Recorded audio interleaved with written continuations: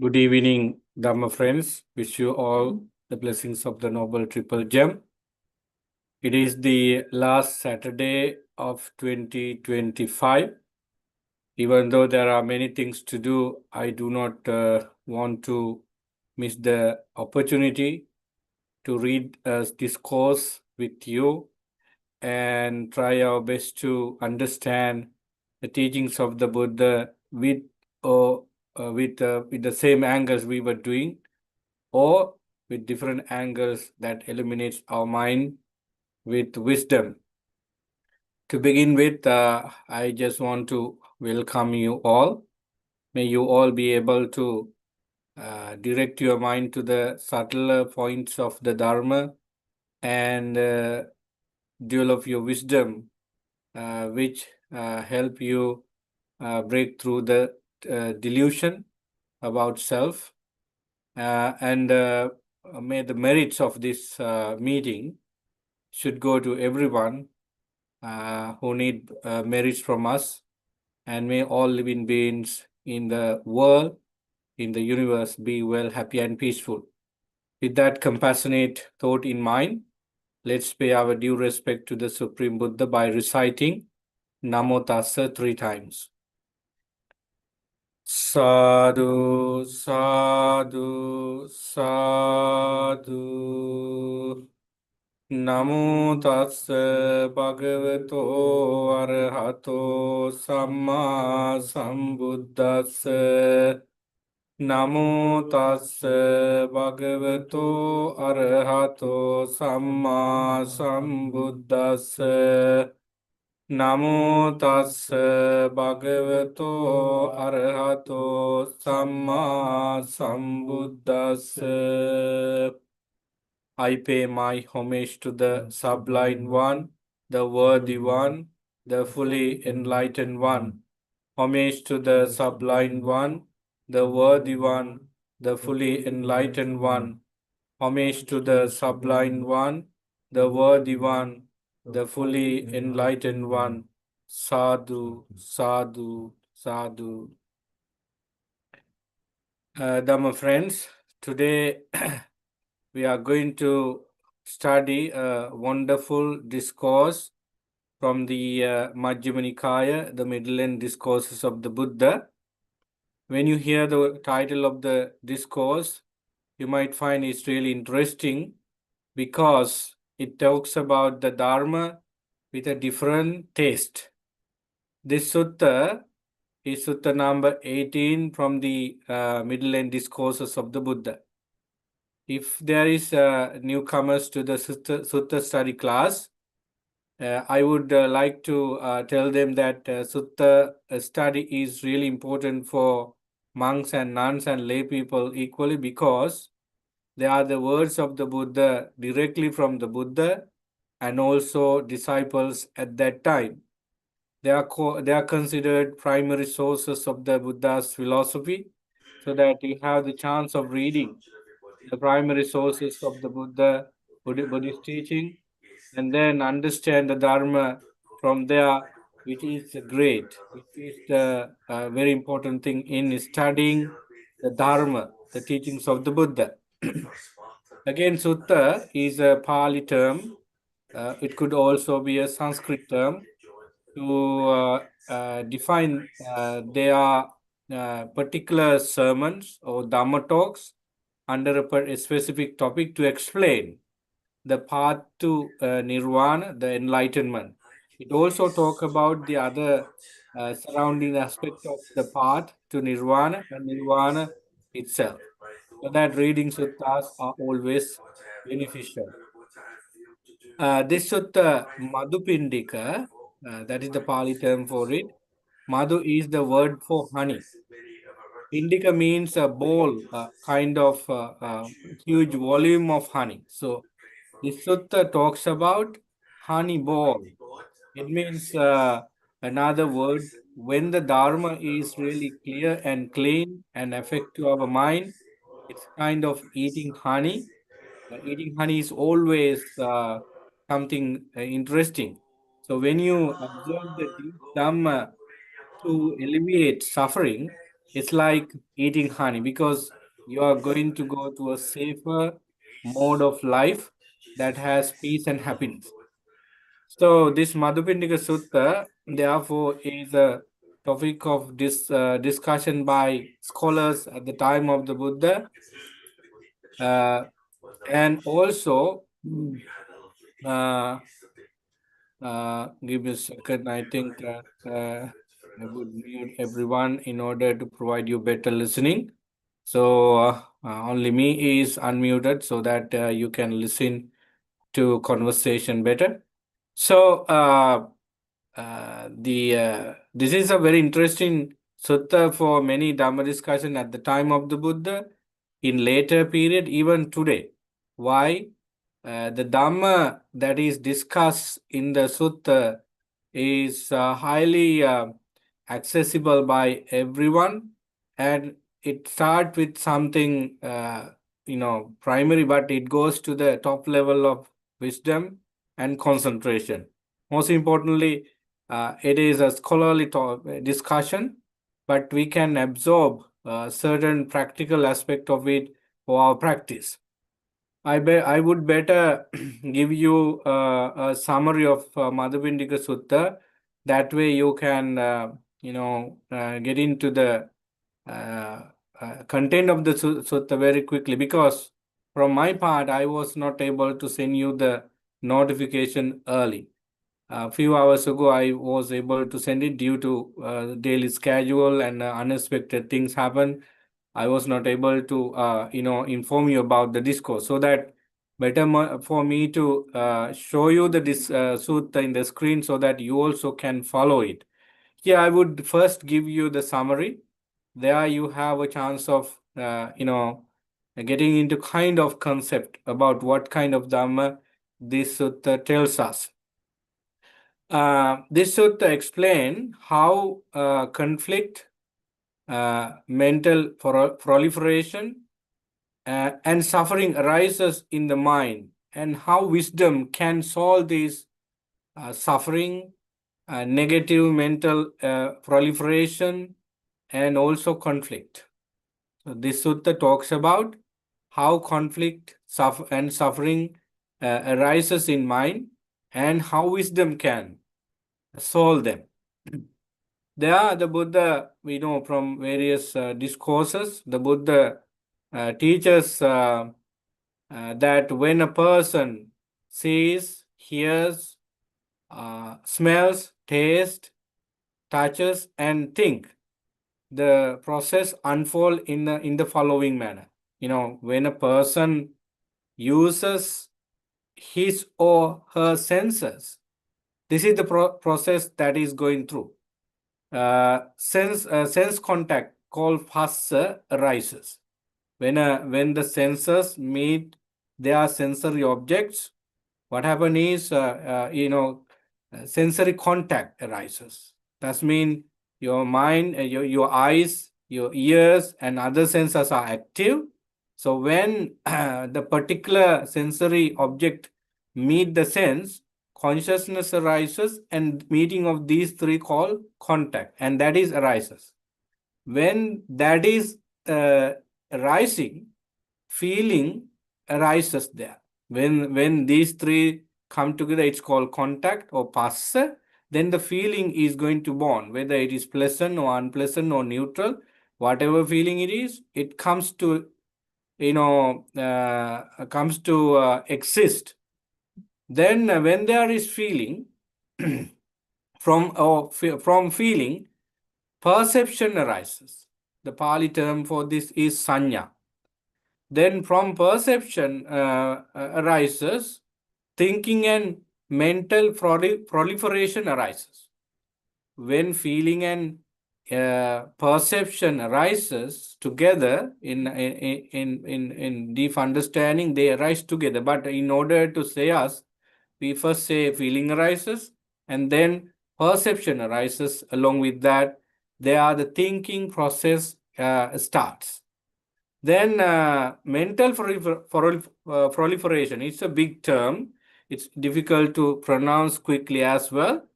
in meaning wise, it has a very different meaning, deep meaning too. So mental proliferation. Due to it, we have concepts such as I, me, and myself. So, and then it leads to desire. When we say that mental proliferation leads to arise I, me, and myself concept, it means we have dive into ignorance, greed, hatred, desire, and all kinds of unwholesome state of mind.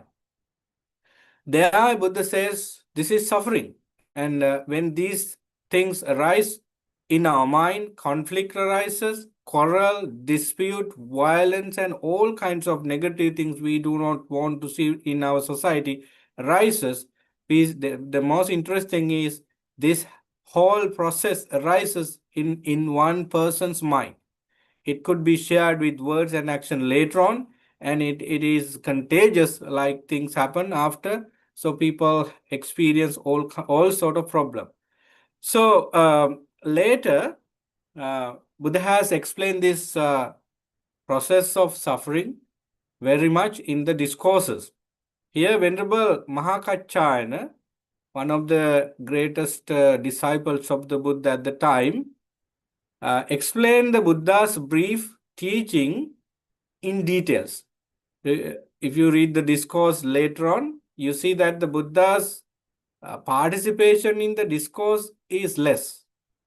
He explained the Dharma about mental proliferation and suffering in short form, but Venerable Mahakachayana, one of the monks who could explain the Dharma in details, took this topic into his consideration upon request, and he details, showing that a noble disciple, a disciple who has started the process very well, do not delight in clinging and feeling and perception, and he is going to break the chain of mental proliferation.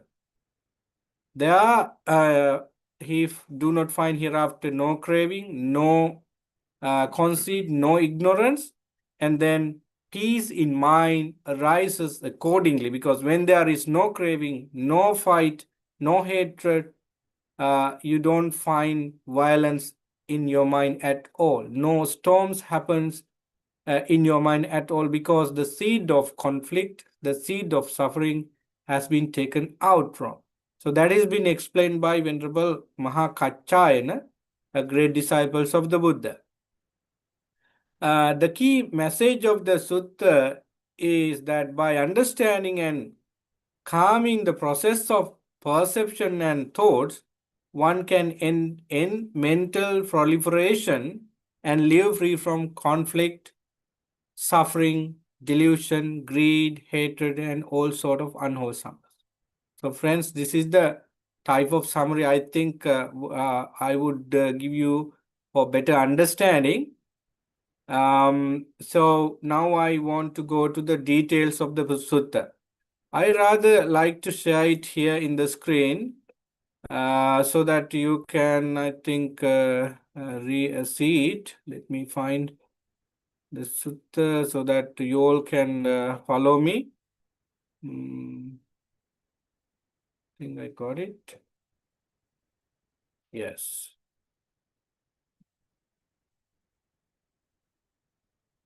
I know that this is a very interesting but very deep sutta, so that we may not be able to discuss each point of the discourse. If you Google Madhupindika, so you see this. This is a translation from Bhikkhu Thanissaro, one of the greatest translators ever from Pali to English. So you can find here the translator's introduction. I do not want to go on that since it is too long. So I jump into the direct translation of the sutta from Pali to English. I have heard that on one occasion the Blessed One was living among the Sakyans near Kapilavatthu in the Banyan Park. So we know that this happened in the Buddha's hometown. Kapilavatthu is the Buddha's hometown.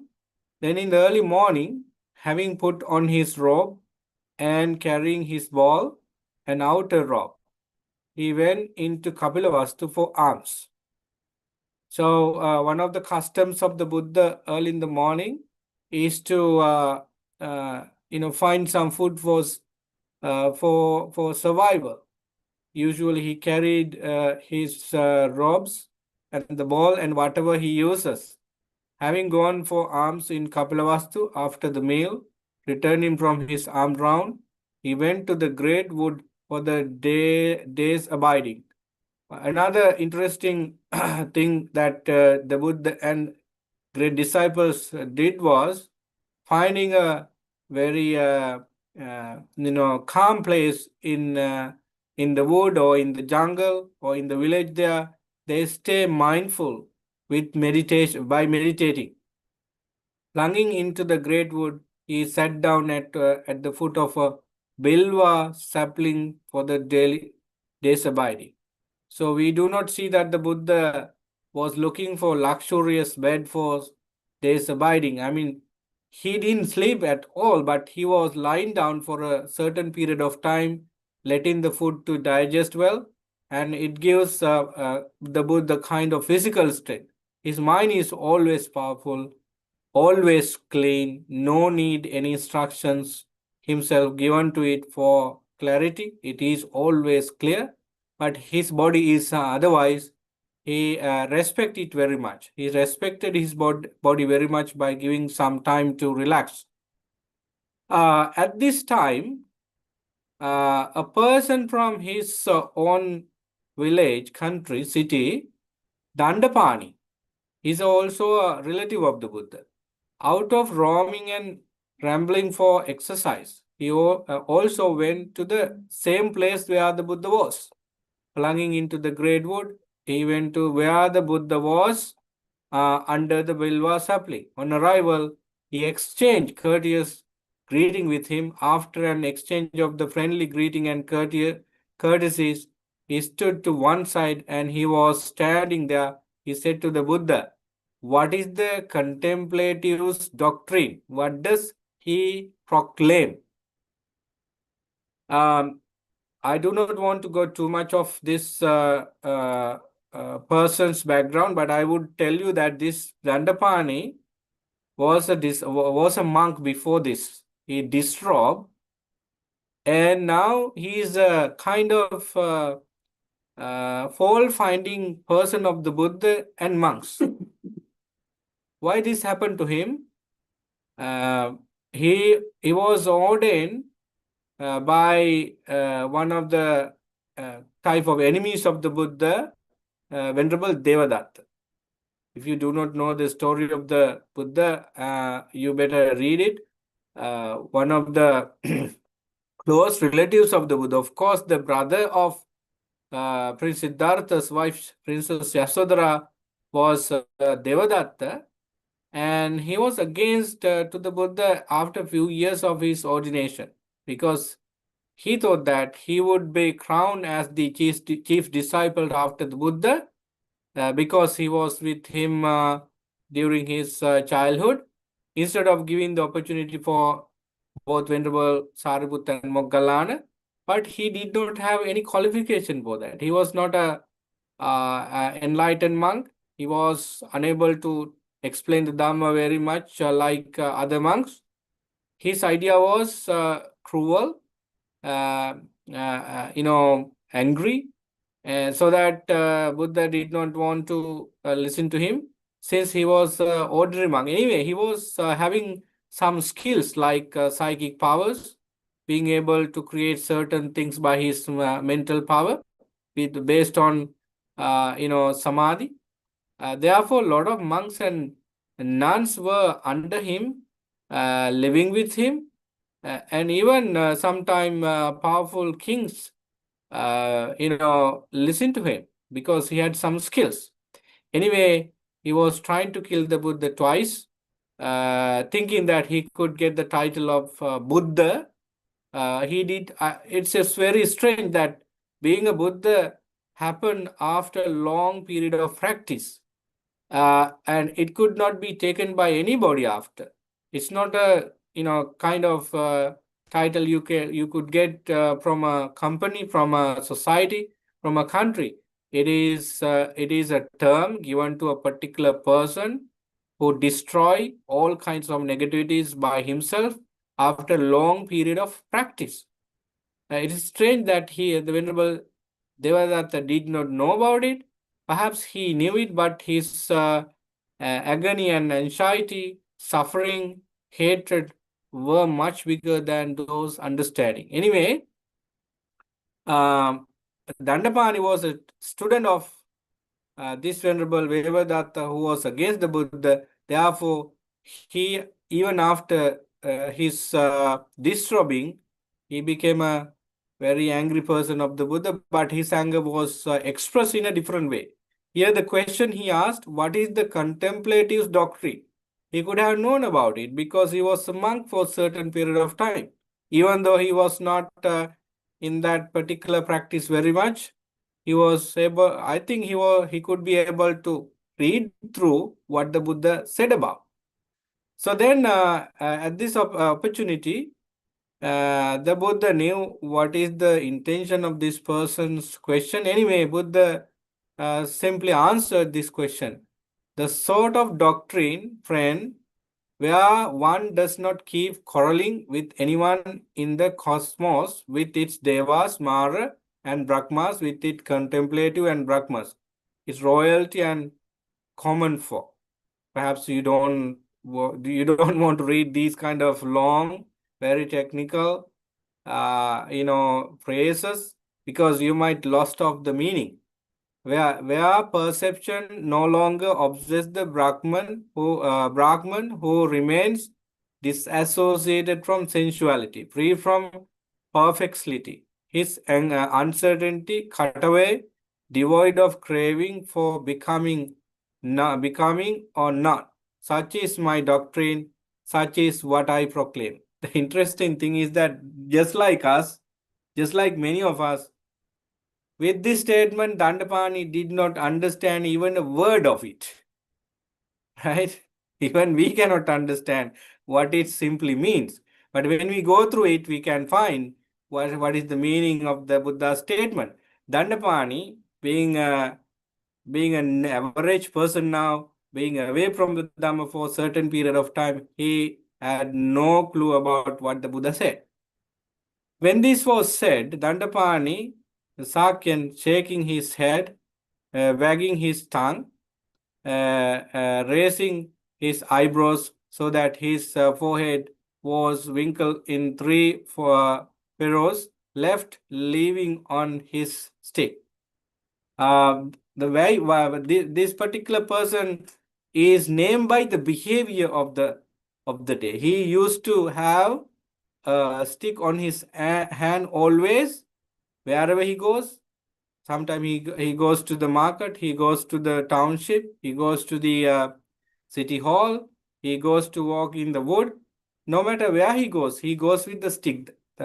Therefore, his name is Danda. Danda in Pali is the stick. Pani means in hand. So I didn't explain that you before. That's why I wanted to define the name. So Dandapani left the Buddha by showing different things from his face, tongue, and gesture, and it means that he did not get anything. Then it was in the now that's one episode of the discourse. We move on to the second episode. The Buddha, after his seclusion in the Banyan Park, of course, Great Wood, he went to the Banyan Park. It is a kind of place that monks gather for different reasons, even including listening to Dhamma if the Buddha is in the city. Then the Buddha addressed the monk and explained the conversation between the Buddha and Dandapani. The Buddha said there, this is what I told Dandapani about my doctrine. Again, we see that statement of the Buddha for Dandapani. It's a type of repetition. So we see type of explanation there for the statement by the Buddha, and we will go through that. If monk, if with regard to the cause whereby the perception and categories of objectification assail a person, there is nothing there to relish, welcome, remain, fasten on. Then that is the end of obsession of passion, the obsession of resistance, the obsession of views, the obsession of uncertainty, the obsession of conceit, and the obsession of passion for becoming, and the obsession of ignorance. So,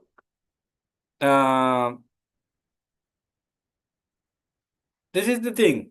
If perception is going to control a person, it means that if our perception is going to be negative, right? That there, what happened to us is we become a victim of various type of unwholesome state of mind. If the perception we are having on certain things is wrong, and started with some negative roots, that perception is going to harm us. That harm happens in this way. We become a slave of passions, resistance, and uncertainty. Will have conceit, mana, and will have a wrong view, and we'll have the desire for becoming again and again, and we'll have ignorance. Therefore, the Buddha's teaching is for getting away from these clutches of layers of craving.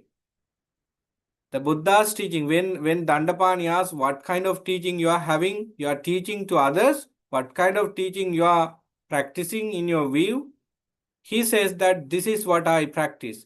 The practice that I have, let anyone to be away from ignorance, craving, desire, and all sort of sources of conflict. That is what I am teaching. The Buddha said in a deeper sense or deepest way, using very difficult words, so that Dandapani did not get even an iota of the answers of the Buddha. But this is the way we can simplify the deep teaching of the Buddha. Let's go to some other details. I'm reading from there.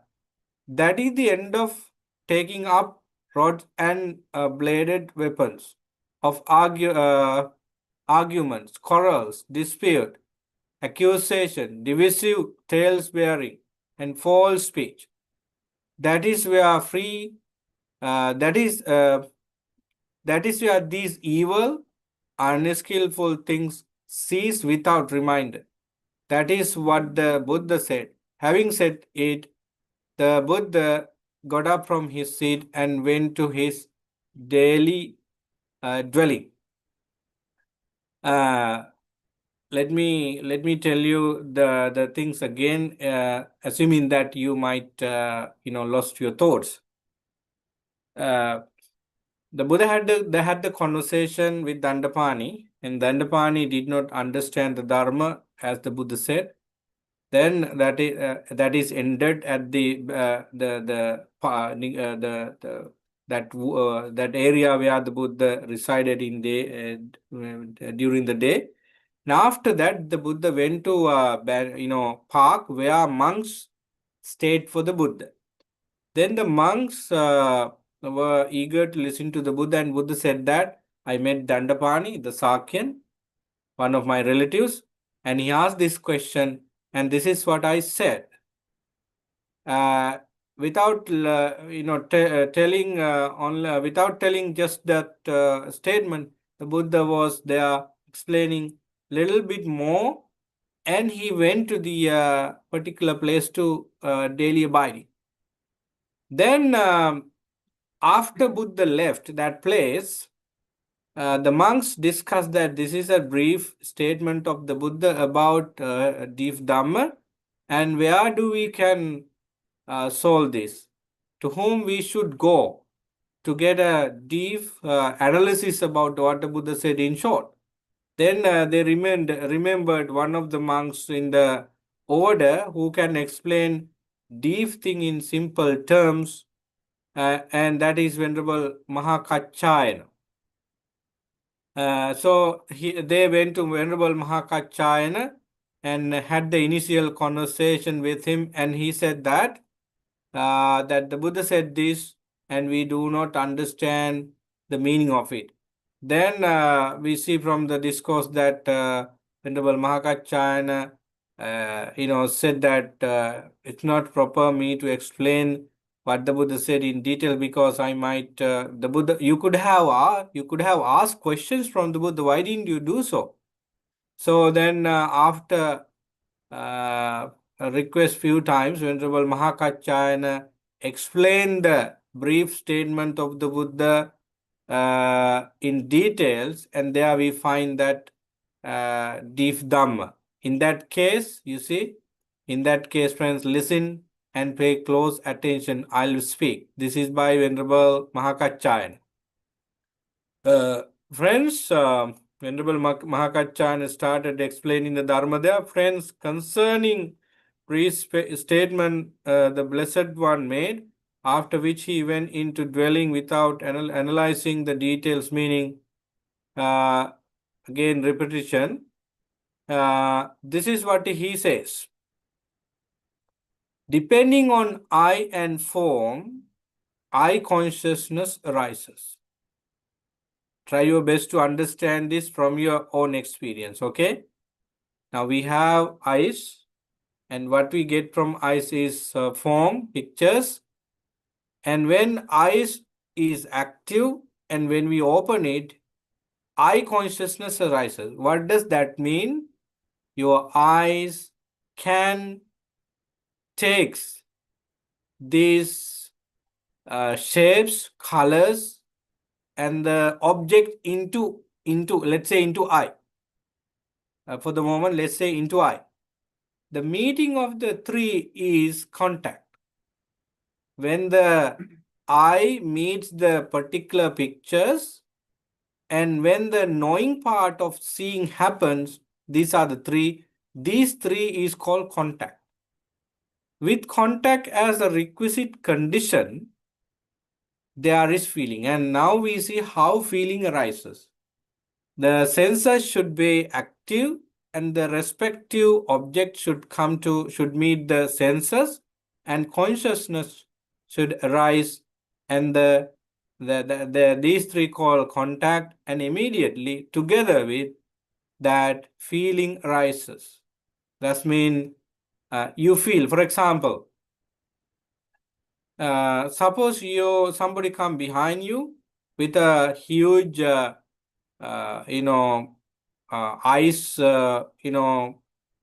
basket, and they put it closer to your back, and then you feel kind of cool back of your body.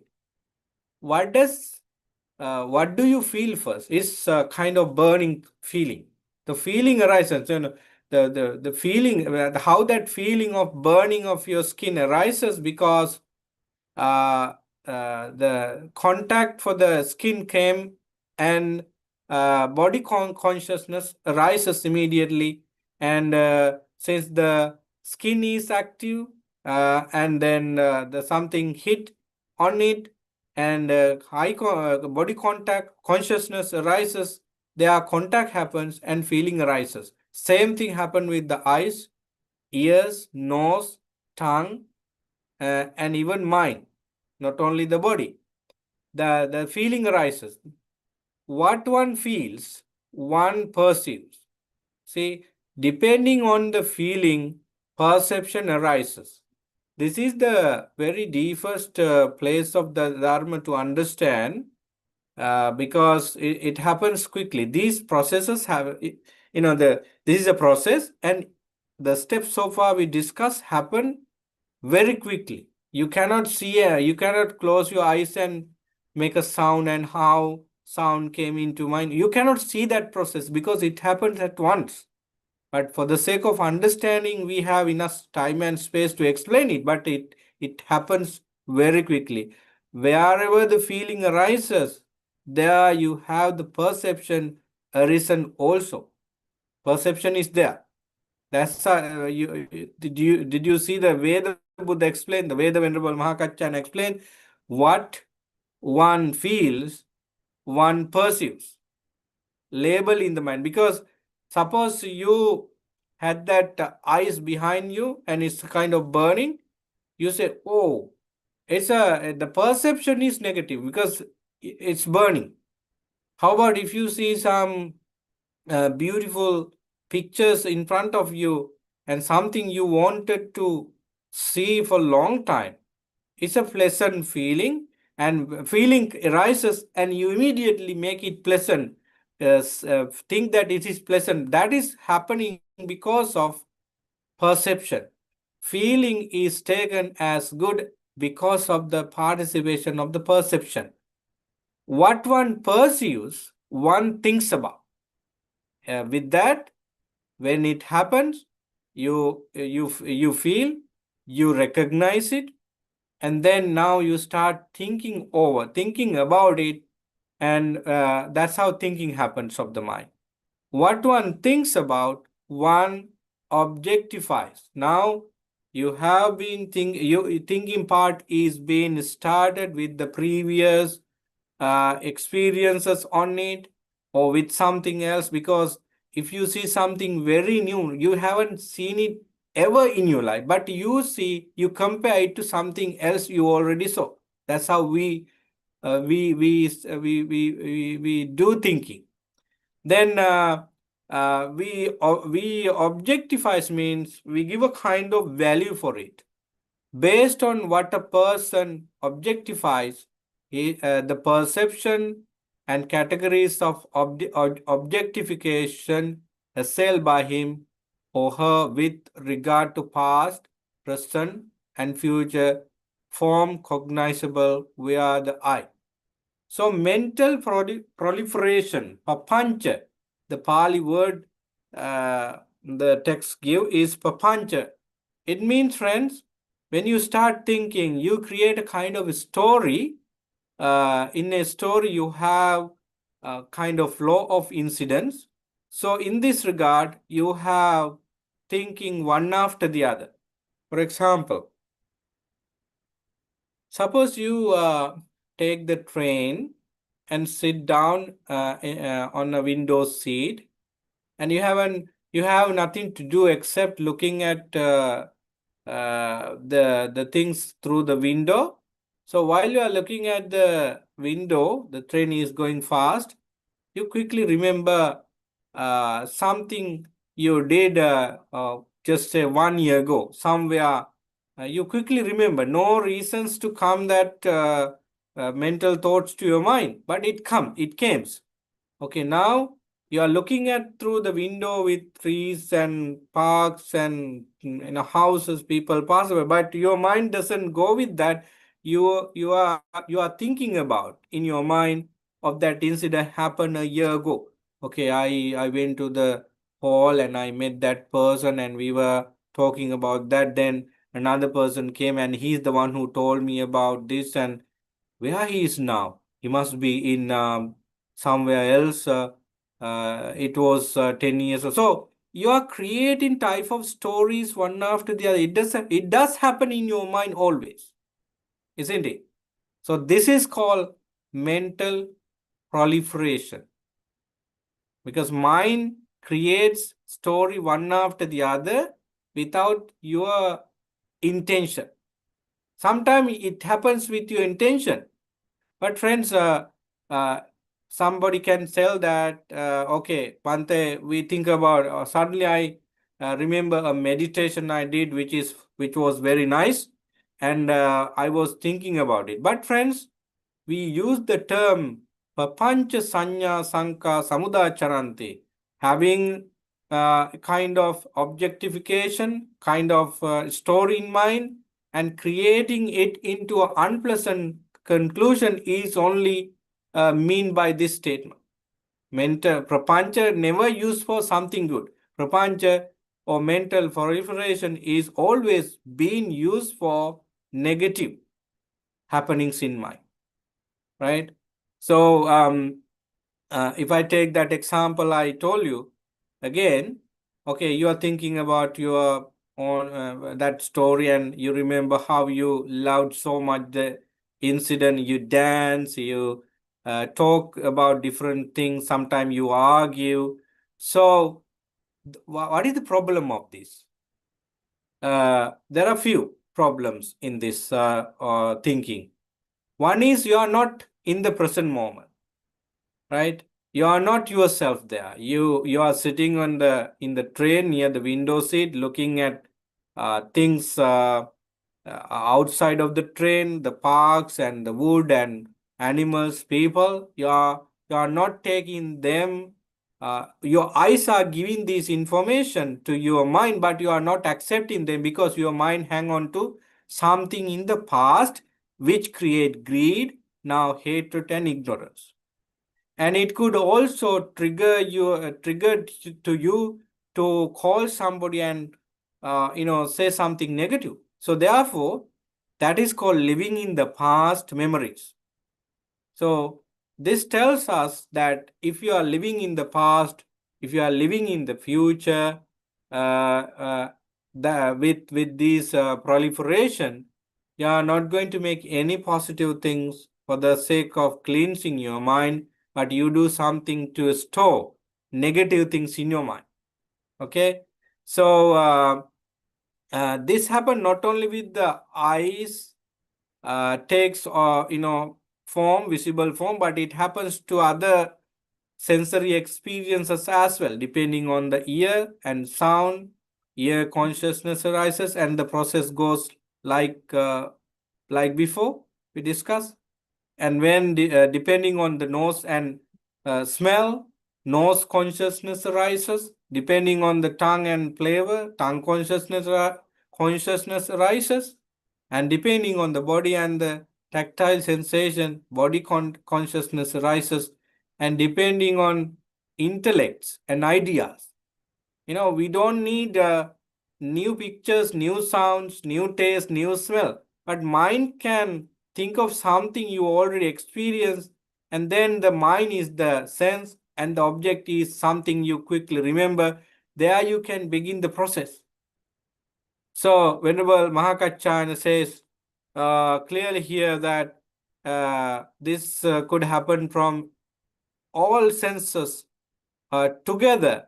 And when you use your eyes predominantly as the sense, the other senses also support it, so that when mind works in this way, it happens in different way.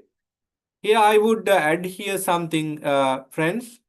If you read this part from here to here, from the first sense to the last sense, it tells you how and where the mind begins to arise, right?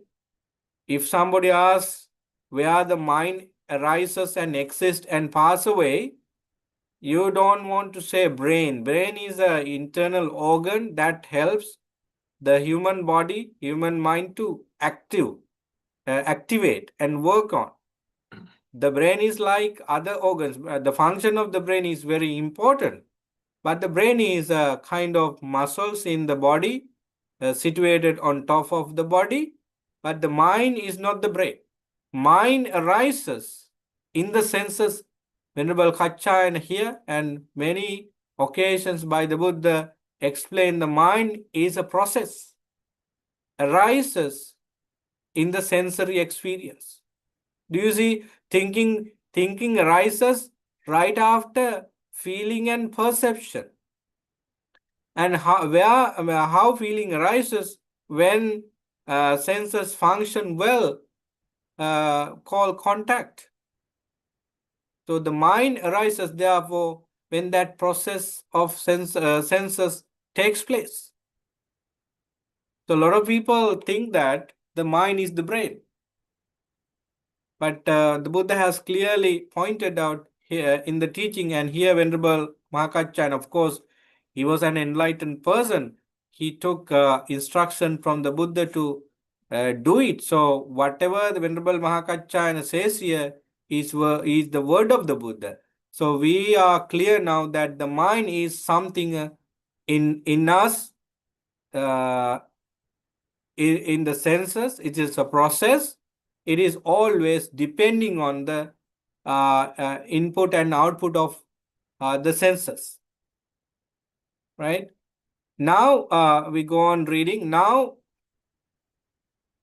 when there is the I, when there are forms, when there is I consciousness, it is possible that one will delineation of contact. I'm sorry for this translation. You might find some other words for this if you get other translation. Anyway, it's fine. Give me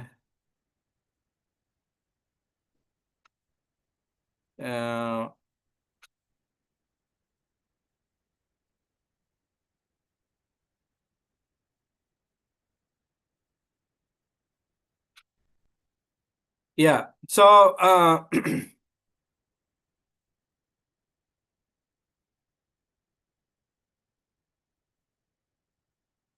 give me a second.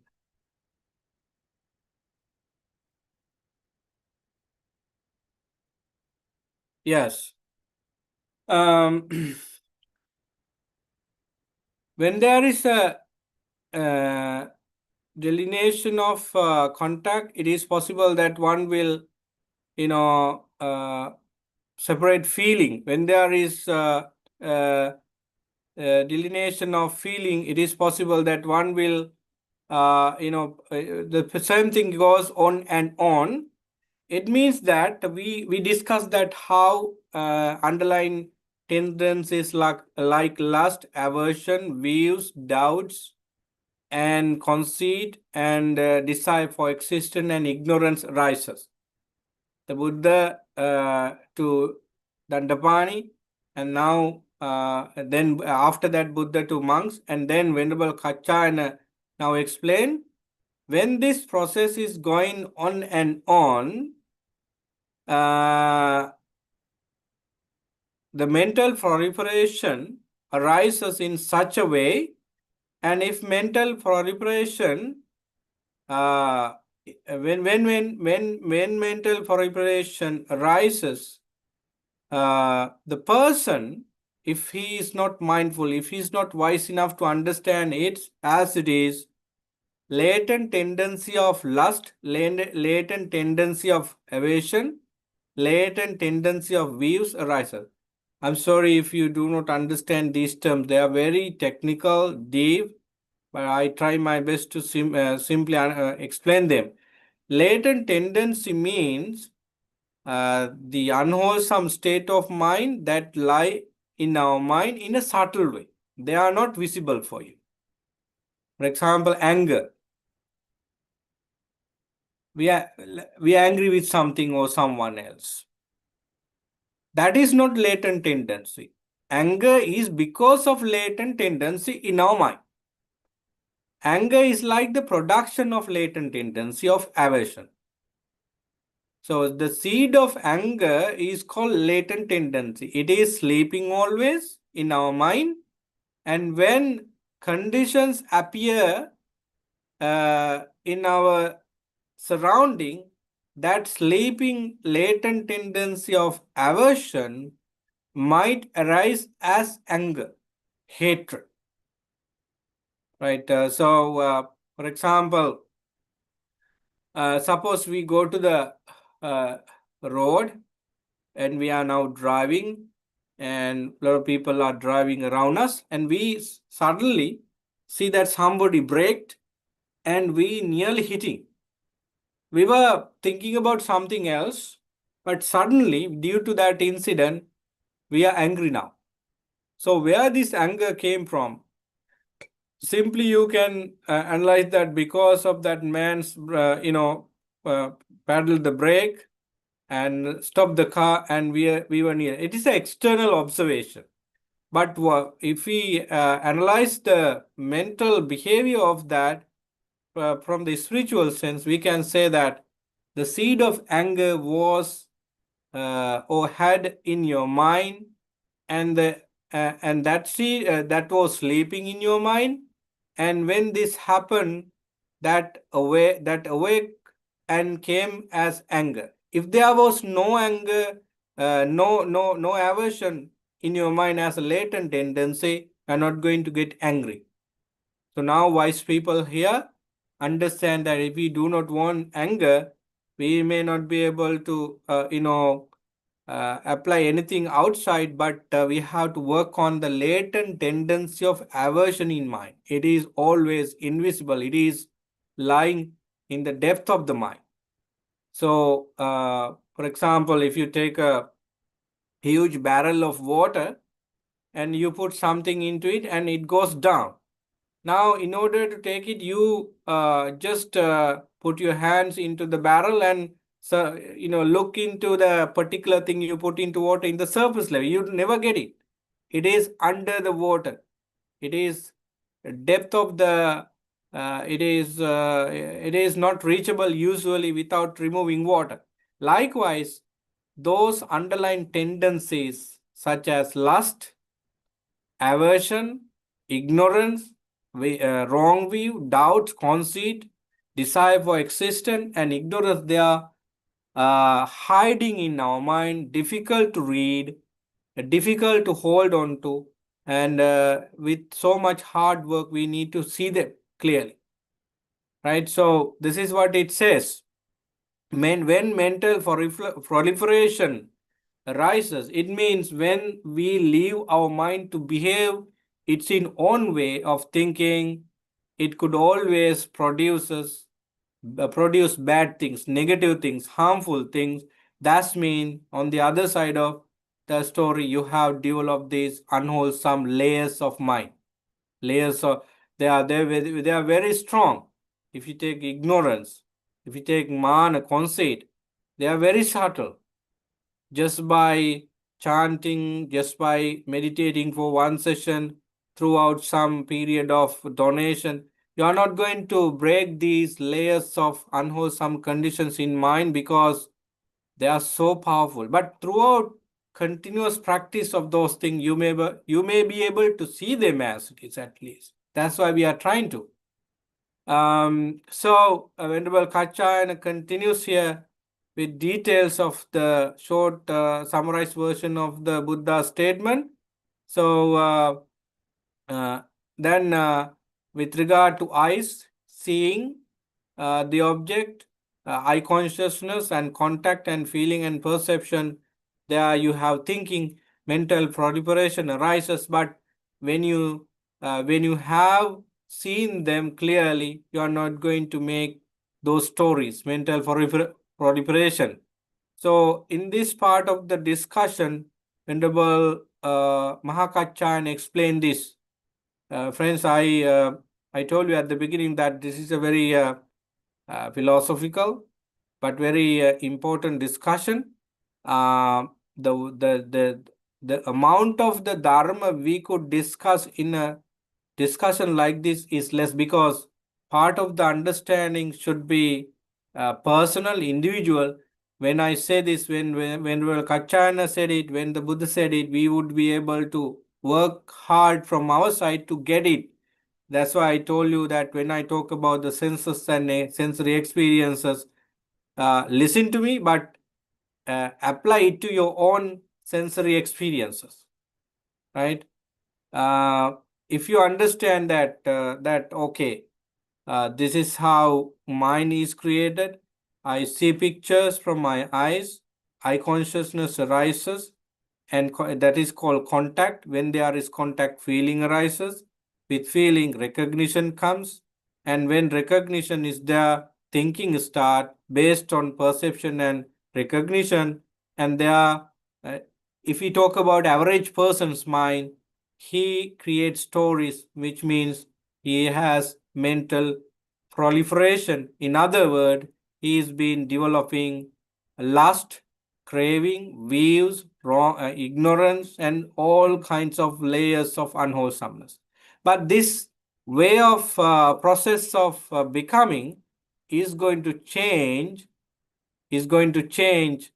if we see the process of I making and my making.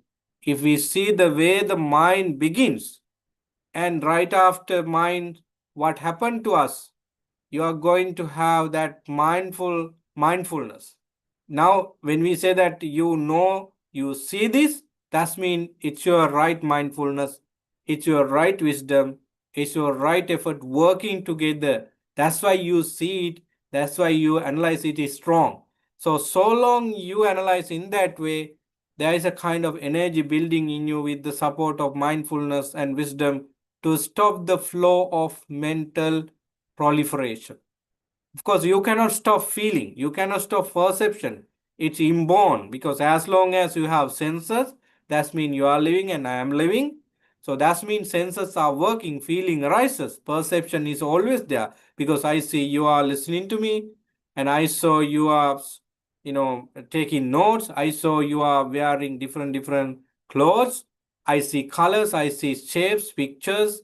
So I'm living in this conceptual world, which is okay, but you are not going to create conceit, lust, ignorance on anything you see, anything you hear, because you see what is happening in your mind. Try your best to understand, because this is very subtle. This is how minds begin, this is how mind works.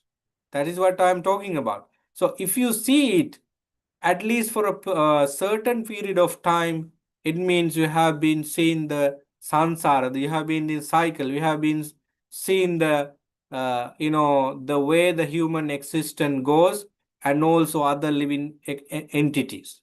So having seen this, you feel happy. Having seen this, you feel confident.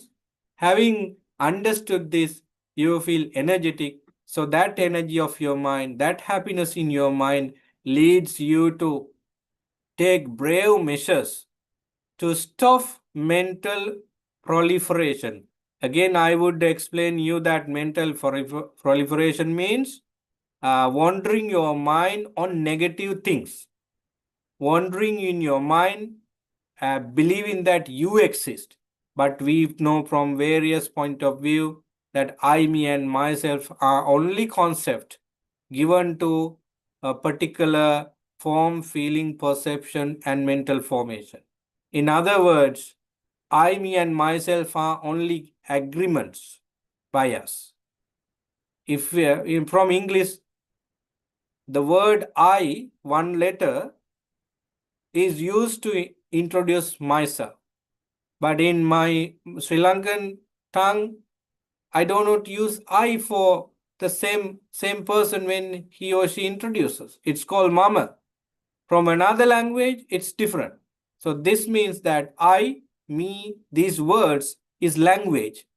But who is standing behind it? It's a person, of course, who has senses. But are senses permanent or impermanent? Are they existing without change? No, they are impermanent. They always change. But then in a person called I, in a person called he or she, the faculties themselves are changing. How could that happen? Can he or she, or can I stop changing? No, it doesn't happen, because they are temporary. They are made by four elements. So that you come to a conclusion that it is my mind creates I, it is my mind creates me, it is my mind creates ignorantly, this belongs to me, that belongs to me. But I see the problem now. So you stop quarreling with others, you stop quarreling within you stop quarreling with others. You don't want to hate somebody, because you understand who you are and who are the others. So fighting nature is going to end. No anger arises in your mind, because there is no point to have anger in your mind, because you have no one in you. You do not find anyone in others, because me, myself, mine, they themselves, They are only agreement for them. They are only concept for them, just concept. So that, friends, Venerable Mahakachayana here and the Buddha also concluded that this is the end of all kinds of problems. In other words, you have find nothingness or emptiness in your mind, in your body, so that you free from all kinds of negativities and suffering. Friends, I would recommend to read this discourse or any other analysis with it deeply, so that you will understand the sutta better. You will understand the sutta in a different way, and you will see that the title for the discourse is legitimate. What is the title of the discourse? Madhupindika honey ball. Honey ball discourse. It's like a honey, because those who taste the Dharma into a certain extent find this sutta interesting. Not only that, they can feel energetic, they can feel enthusiasm in the Dharma. They taste the Dharma with a different taste. So that is what the Buddha said at the end when Venerable Ananda asked the question that this sutta is so interesting, so nice, Venerable Sir. Can you give me a suitable name for this particular piece of Dhamma? When Ananda then keep this in mind that this sutta is called Madhupindika, which means it's like a honey ball. Honey is so tasty, brilliant in taste, excellent in taste. In the Dharma, this piece of Dhamma is like that, right? So that is simply Madhupindika Sutta. I took this sutta for a discussion 2 years ago. When I check when I discussed this sutta, I found it is 2 years ago. Again, you can take it in the new year, read it carefully, absorb the deep sense of Dhamma. Of course, this tells us who we are and what we are and what we need to do to get out of suffering, get out of conflict, issues. So this sutta tells us the way it happens. But if you have the knowledge of the other suttas, where of course I can tell you that this is going to be a really interesting Dhamma analysis. So that is my contribution in the Sutta studies. And if you have any, please share your thoughts. You can have your own analysis about it if you wish. Anyone? So we have three friends here at the temple. I'm going to ask from them whether you get something. What? Yeah, ask him. No. So what are we then? If we're not if we're not myself, Nobody else too. No one else too. no one else too. We have two kinds of truth exist in the world. One truth is conventional truth. The other one is absolute truth. Okay, truth is truth, and it could be categorized. It could be categorized into two as conventional truth and absolute truth. Conventional truth means the truth that people agreed upon. So both, suppose all of us, this is this object, right? So who said this is ball? Somebody did it. Yeah. And everybody agreed it. Yes. That's how every naming recognition happens in the world. The sun and the moon. Suppose you find a new star in the sky and it is named by the names of the person or maybe any concept. Sorry. So the weather changes happen when the weather change in a huge way. It could be a storm, it could be a cyclone.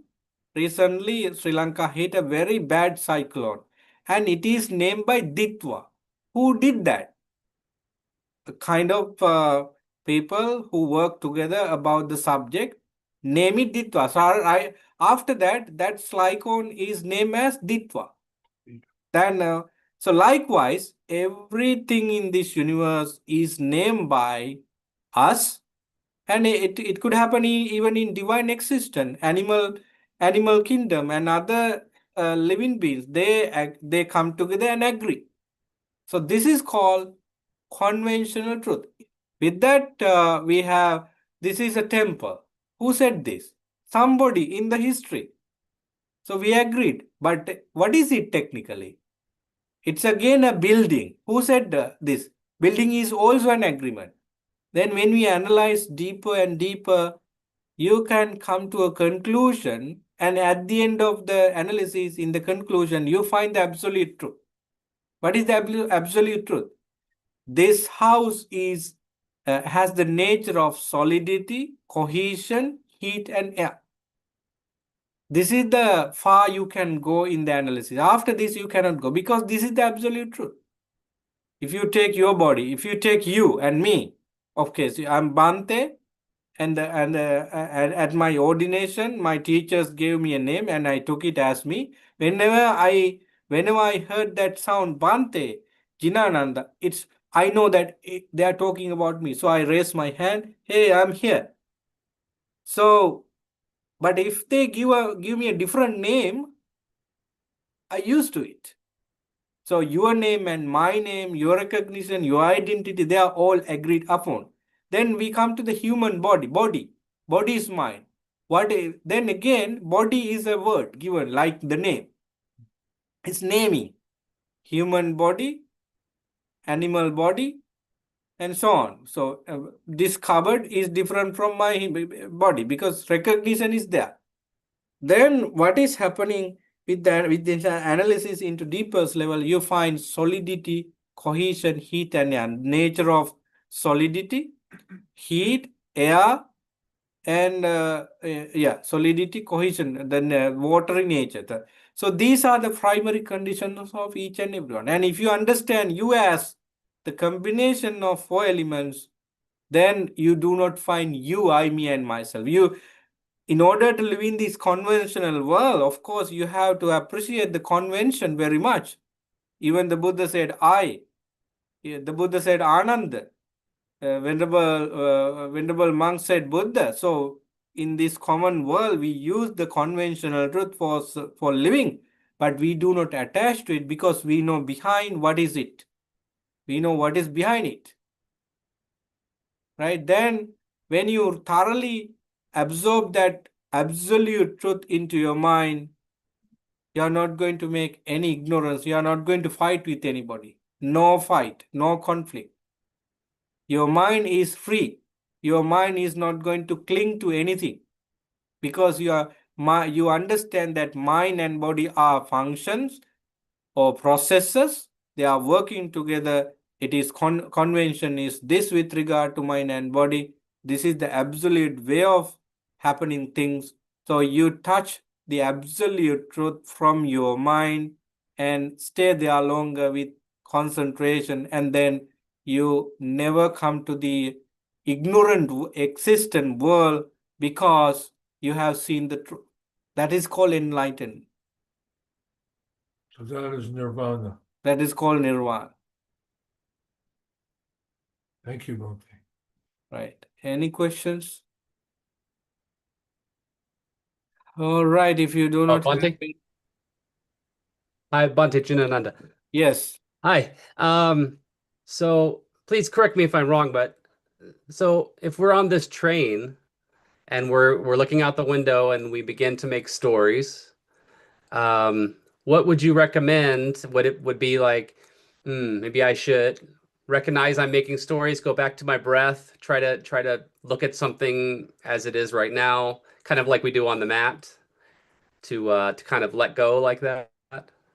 Yeah, of course, the first thing is to recognize that my mind was there. And whenever you feel mindful that your mind goes here and there, that's the perfect way to start the process, reversing other way around. Because first thing is to know that your mind goes, because when the mind goes and hang on to something, we are not mindful about, because we have become a slave of it, and unmindfulness is working. That's why it goes to different stories. But whenever you feel that you are not here, but somewhere else mentally, just be mindful about it. Then, in order to be mindful and continue with the mindful breathing work, sometime other things could work. So yes, be mindful, because there should be a method to take the mind into present moment and keep it there. So it could be couple of breathing. It could be being aware of you are in the train and looking through the windows. I should be here reading or looking at the computer, looking at the phone. So there are activities at the present moment. So still, if you that is a type of the way to take your mind back to the present moment. But we have to be careful that we take the mind from the mental proliferation and we fix it again with something greedy, something ignorant. Then the same story. So the being mindful about the situation is one thing. Then we have to apply wisdom there. Even that this present thing I see in the train, in the compartment, is an illusion, because you have to address what I am seeing is only pictures. Only what I hear is only sounds. What I smell, what I sense, they are all feeling perception. If you are able to categorize you and everything you see and hear as elements, and that's called perfect mindfulness for the moment, because you are not hanging into any sort of unwholesomeness there. You try your best to keep your mind on absolute truth. Thank you, Bante. You're welcome. It takes time, because the craving, if you use one word for all the unwholesomeness, craving or ignorance, they have layers. They have built in our mind as layers, and taking them out doesn't happen at once.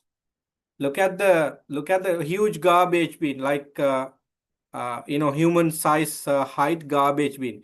If you are going to remove the garbage from it, you cannot do it at once with one hand. You have to take things one after the other, and so bad, smell is bad. So it needs some courage. So you do it, and at the end you clean the garbage. Likewise, our mind is a garbage bin. It has layers of ignorance developed through many lifetime, even this lifetime, and taking them out needs some effort, need a process of practice, need dedication. Uh, one way of doing it is to stop new craving, new attachment, new ignorance. We have to be careful of using our mind, using our words, using our action. At the same, therefore, you in one way you stop new unwholesomeness. On again, similarly, simultaneously, you break the layers of craving in your mind. You develop unmindfully in many lifetimes, and at some point when these two processes come together, the releasing your mind from suffering takes place. If I explain this in other words,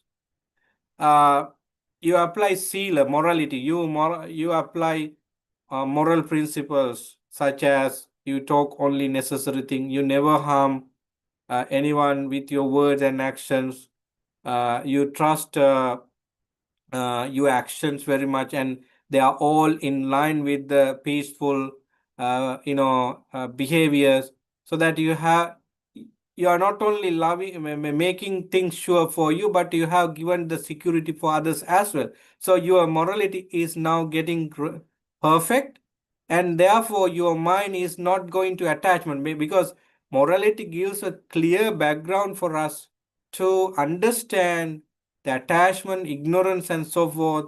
And then our mind is settled. Our mind is not wandering like before, because through morality we have discipline it, and then we easily enter into peaceful state of mind, though they are temporarily. We do it again and again, and at some point we have a very nice, clean, clear mind. The far you see, the depth you see is much more clear than before, so that now you see the roots of craving, those underlying tendencies, lust, aversion, wrong way, ignorance, desire to be, desire to exist, all these are roots of craving. You see the roots, now you have enough strength and mental integrity to hold from the roots of those ignorance and take them out from your mind. That's called destroying underlying tendencies. I think that's how the enlightenment takes place, and it could also call meditation, vipassana, insight meditation. It could be the combination of both samatha meditation and vipassana meditation. So you can explain the process in different ways, but same thing happens.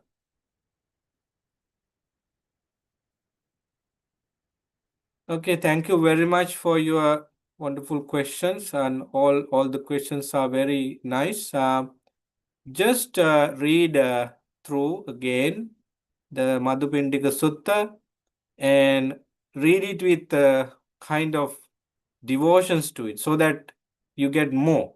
And if you have if you have a kind of only inquisitive mind about it, you might end up with some scholarly work, which is not what the Buddha expect from us, because keeping information in mind about how this happened and how this happened doesn't make any sense in the fight of ignorance. We are in the battlefield. We are in a warfare with no one else but our own mind when it is when it has mental proliferation, prapancha. So that you better read just with the intention of removing bad things from your mind and finding a way out of it, something like that. There you get more. Having said that, I just want to end today's Sutta discussion. As I said, this is the last round of 2025. I'm so happy that I could come today. Last week I said things with uncertainty due to the schedule in the last days of the year. But anyway, I found time for it, and I'm so happy. And I hope you get something. Even if you do not get many things, you perhaps got the idea that I should read this discourse, and it is a credit for me, and it is a credit for everyone. With this wholesome thought in mind, I wish you very happy and peaceful New Year 2026, and I wish may you be able to enhance your morality, concentration, and wisdom in the new year and be an enlightened person. Sadhu, sadhu, sadhu.